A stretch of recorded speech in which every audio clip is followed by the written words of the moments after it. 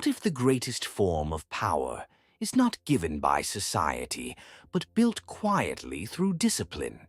Today, we turn our attention to Booker T. Washington, who believed that real progress begins in a place most people overlook: the mastery of one's own character.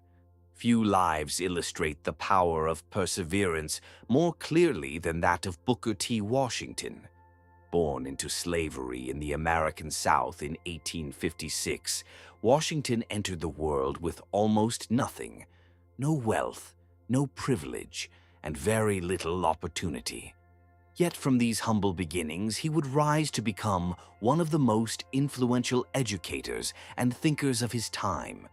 But Washington's philosophy was not built on anger or resentment. Instead, it was built on something far more difficult: self-development.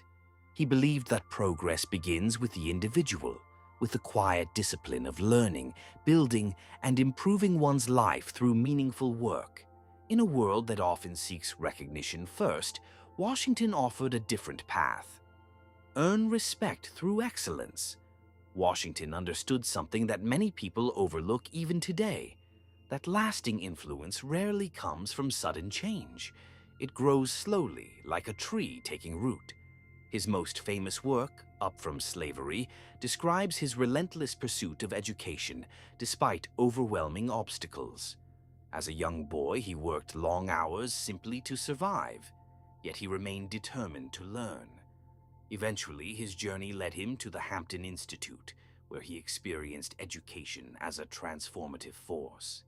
This moment would shape his entire philosophy. Washington became convinced that education, particularly practical education, was the key to empowerment. Not merely learning for prestige, but learning for capability. Skills that allow individuals to stand on their own. This belief later led him to establish the renowned Tuskegee Institute. But Tuskegee was unlike most institutions of its time. Students were not only taught academic subjects, they built the campus themselves, brick by brick, structure by structure.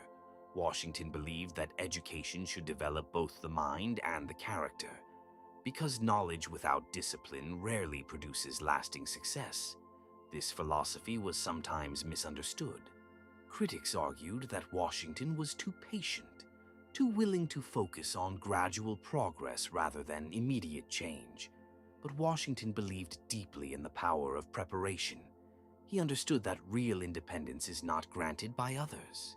It must be built through skill, through effort, through the quiet accumulation of ability over time.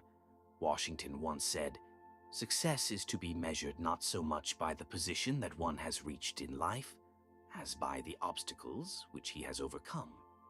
This idea reveals something profound.